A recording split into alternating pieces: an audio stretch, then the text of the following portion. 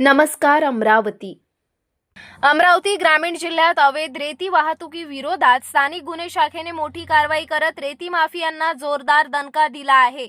Warud police Thane हद्दीतील गणेशपूर गावाजवळ विना परवाना आणि विना रॉयल्टी ओव्हरलोड रेती वाहतूक करणारा ट्रक व पायलटिंग करणारी कार पोलिसांनी जप्त केली।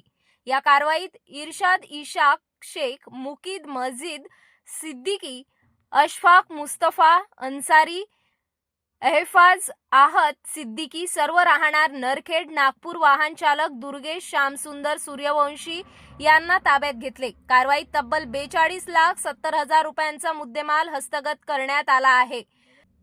पोलीस अधीक्षक विशाल आनंद यांच्या निर्देशानुसार ही कारवाई करण्यात आली असून अवैध रेती वाहतुकी विरोधात पुढेही कठोर पावले उचलली जातील असा इशारा पोलीस प्रशासनाने दिला आहे।